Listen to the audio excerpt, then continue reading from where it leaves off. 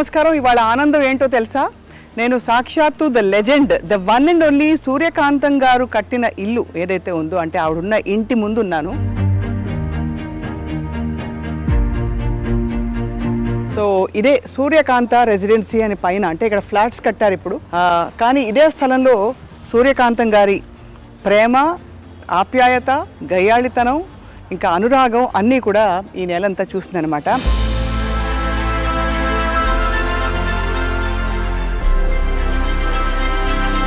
నిజానికి అటువంటి నటి నభూతో నా భవిష్యత్. ఎందుకంటే 300 సినిమాలలో వేసిన పాత్రలన్నీ దాదాపు రెప్యుటేటివ్గా ఉన్నా కూడా ఎక్కడా బోర్ కొట్టించకుండా మెప్పించి, అలరించి, మైమరపించిన మహానటి నిజానికి సూర్యకాంతం గారే. సో వారి కుమారులతో మాట్లాడకపోతున్నాం మనం ఇవాళ. అనంత పద్మనాభమూర్తి గారు హోమియోపతి వైద్యులు. కానీ ఇంకొక విశేషం ఏంటంటే, సూర్యకాంతం గారికి గౌరవ డాక్టరేట్ ఇచ్చారు ఒక పాయింట్ తర్వాత. ఆ రోజుల్లో సినిమాకి వచ్చే ముందే, ఆ టైంలోనే మెట్రికులేషన్ వరకు చదువుకున్న తర్వాత she became doctor Suryakantham because of an honorary doctorate conferred upon her అనమాట. సో మరి సూర్యకాంతం గారి జీవిత విశేషాలు తెలుసుకుందామా? అయ్యో అయ్యో అయ్యో అనే ఆవిడ మరి జీవితంలో ఎంత హుందాగా, ఎంత ప్రేమగా ఉండేవారో తెలుసుకుందాం రండి.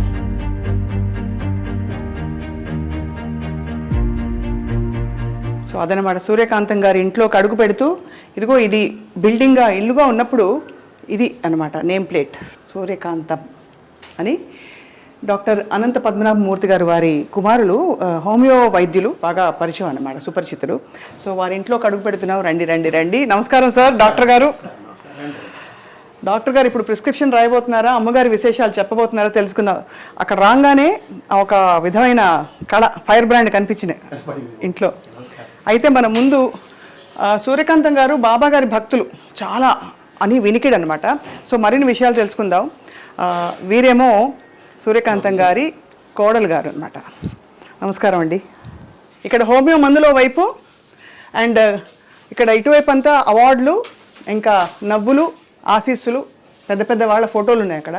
చక్కని చిరునవ్వు, ఎంత గంభీరమైన పాత్రలు వేసిన, గయ్యాళితనం చూపించిన ఆ చిరునవ్వులో మాత్రం ఏదో ఒక ఆకట్టుకునే అద్భుతం ఉంది కదా. సో చూడబోతున్నాం, తెలుసుకోబోతున్నాం బోర్డు అని.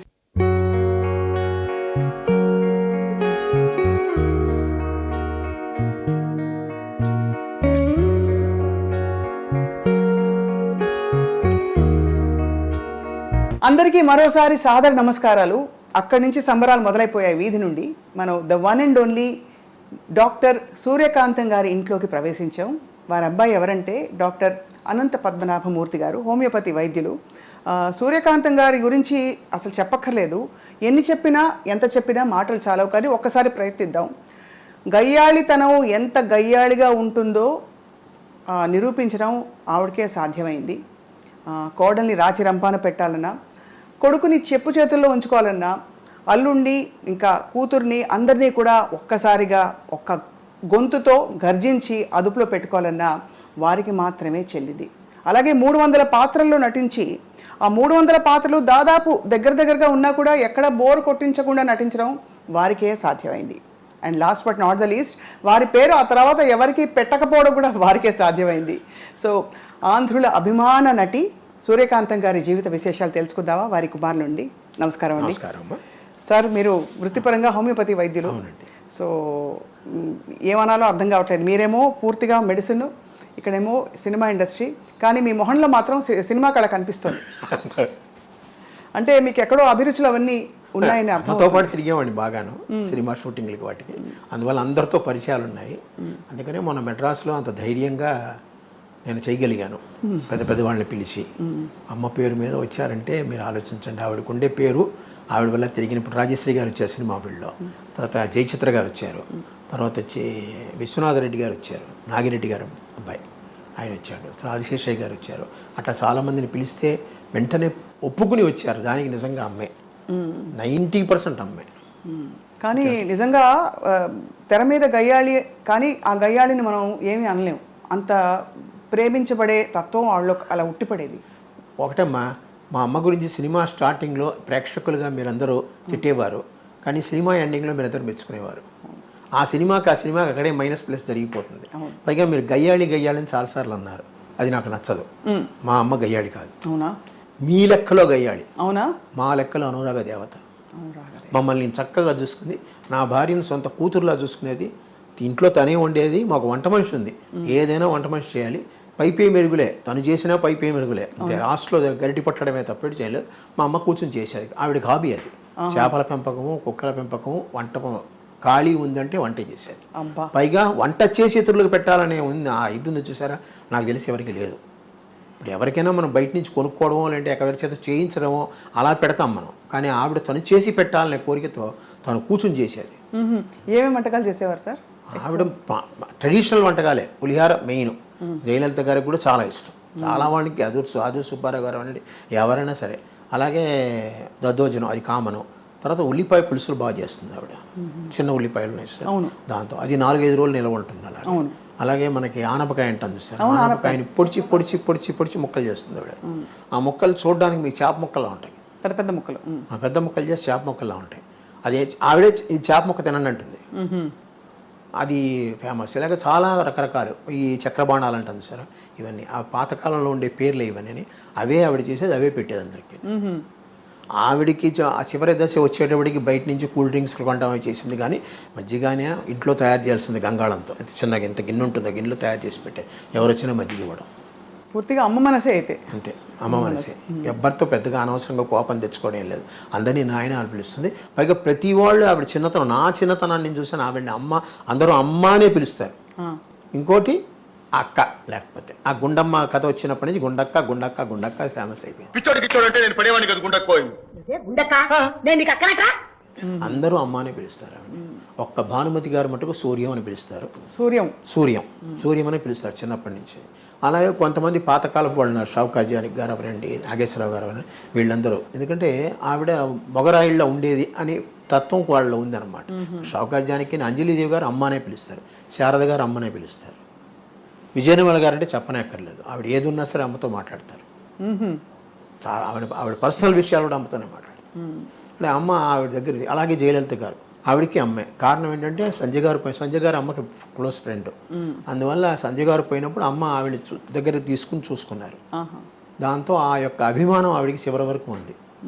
మీరు హోమియోపతి డాక్టర్ అవ్వాలన్న కోరిక వారిదేనా? ఆవిడ కోరిక. నేను ఎంకామ్ చదివాను మేడం.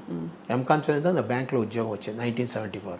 ఈ హోమియోపతి 72-73లో డిప్లొమా కోర్స్ ఒకటి ఉంది. అది అమ్మే చదవమని చెప్పారు.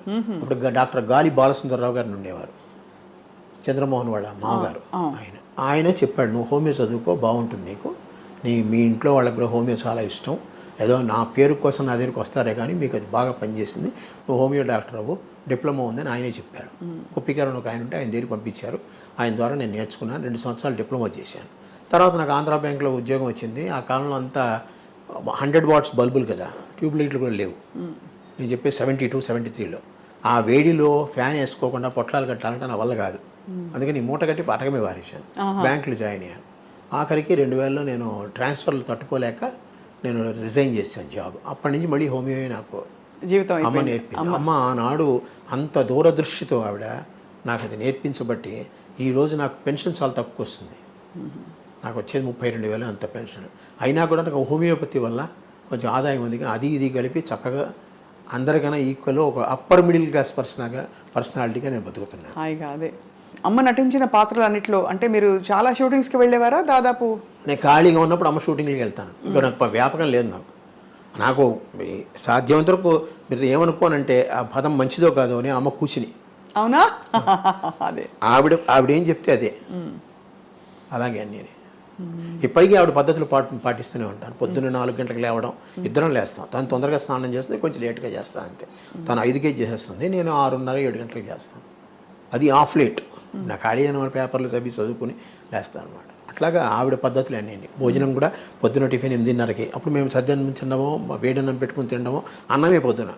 టిఫిన్ లేవు ఆ కాలంలో. మాకు టిఫిన్ లేవు. మా ఇళ్లలో టిఫిన్లు ఉండవు.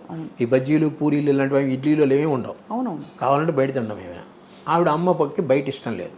బయట తిండి ఏది పడదు. అందుకని అన్నీ ఆవిడే చేసుకుంటుంది, ఆవిడే తింటుంది, ఆవిడే పెడుతుంది. దాదాపు ఒక హీరోయిన్కి రావాల్సినంత స్థాయి గుర్తింపు అమ్మకి రావడం, అలాగే అమ్మగారి పేరు మీదే కొన్ని సినిమాలు అంటే గుండమ్మ కథ లాంటి సినిమాలు టైటిల్ రోల్ ఆవిడే. సో ఇవన్నీ మీకు అప్పట్లో తెలిసిందా వారి ఘనత ఏమిటి, అంత గొప్పవారని? గొప్పవారని తెలుసు, ఎందుకంటే అందరూ గౌరవిస్తారు. అప్పుడు నాకు గుండమ్మ టైంలో చాలా చిన్నపిల్లవాడిని నేను, అందుకని అమ్మని అందరు గౌరవిస్తున్నారు, అందరి దగ్గర తీసుకున్న వాళ్ళంతా కుటుంబం. అప్పుడంతా టీం వర్క్ అంటారు చూసారా, ఆ టీం వర్క్ ఇప్పుడు ఉందో లేదో నాకు తెలియదు, కానీ అప్పుడు విపరీతంగా ఉంది. అందరూ వాళ్ళ ఎల్లో ఏమైనా ఫంక్షన్లు పెడితే అందరూ అక్కడ కలవాలి. అందుకనే ఆనాడు మనకి దివిసీమ ట్రబుల్ వచ్చినప్పుడు అంతమంది యాక్టర్లు కలిసి వెళ్ళారు. అవును అవును. మరి అంత టీం ఇప్పుడు దొరుకుతుందా? ఇప్పుడు అందరూ ఎవరికి వారు ఎవరి క్యారవాన్లో వాళ్ళకు ఉన్నాయి. వీళ్ళందరూ చెట్ల కింద కూర్చొని చెట్ల కింద తిని చెట్ల కింద ఉండేవాళ్ళు. మేకప్ రూమ్ ఒకటి ఉంటుంది, వీళ్ళందరూ చెట్ల కింద కూర్చొని చెట్ల కిందే ఉండేవాళ్ళు. ఎవరి కుర్చీ వాళ్ళది, కానీ భోజనాలు మటుకు అందరివి.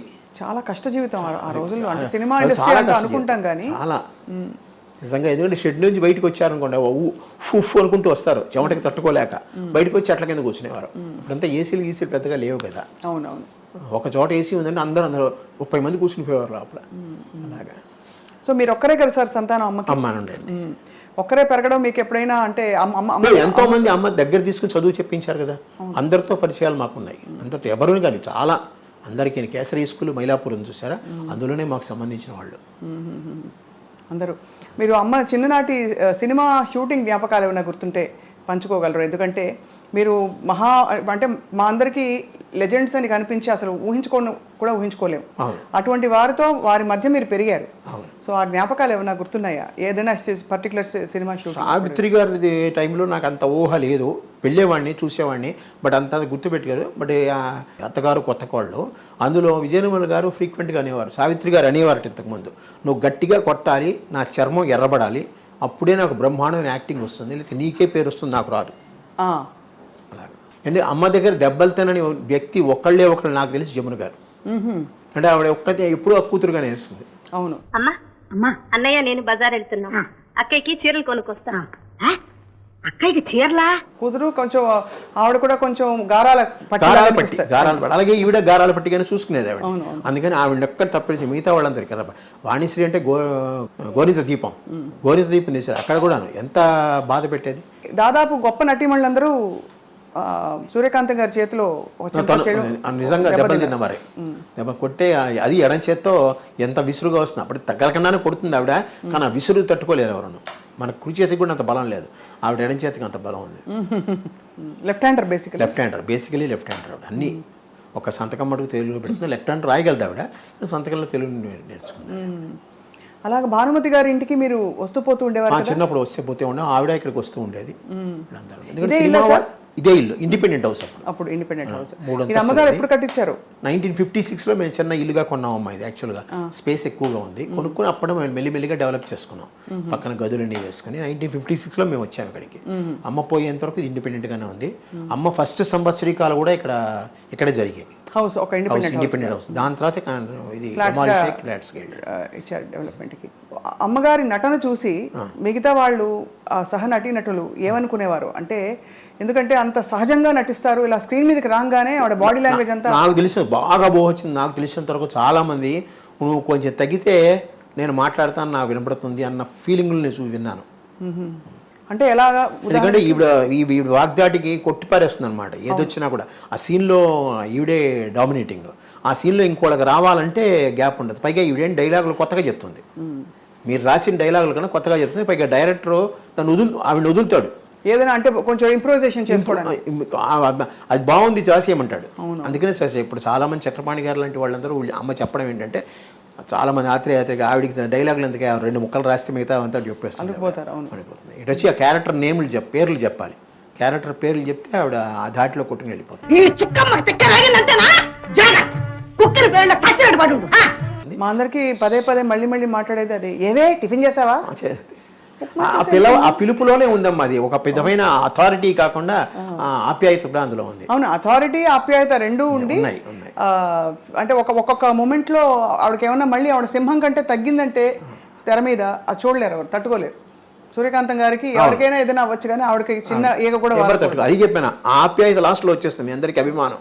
పైగా ఇప్పటికీ మన ఇంట్లో పిల్లలతో సహా ఎవరైనా చూశారంటే అమ్మ వచ్చినప్పుడు ఉండే ఫీలింగ్స్ మిగతా వాళ్ళ మీద పెద్దగా కలగదు. అది నేను మొన్న కాకినాడ వెళ్ళాను చూడడానికి. అంటే కాకినాడలో కూడా ఒక ఫంక్షన్ చేద్దామని ఒక ఐడియా. అక్కడికి వెళ్ళినప్పుడు అందరూ ఎలా చూశారంటే నేను ఎవరో వాళ్ళకి తెలీదు, నాకు కాకినాడకి సంబంధం లేదు, చిన్నప్పుడు ఇప్పుడు పుట్టాను అంతే తప్పితే. కానీ వెళ్ళిన వెంటనే అంత అభిమానం అమ్మ సూర్యకాంతం గారు మేము చేస్తాం, మేము చూస్తామని ముందుకు వచ్చినారు చూసారా. అంత ఒక చిన్న సైజు ప్రభావం 40-50 మంది వచ్చారు నా దగ్గర కంటే మీరు ఆలోచించు. అబ్బా, అందరూ పెద్ద పెద్ద డాక్టర్లే.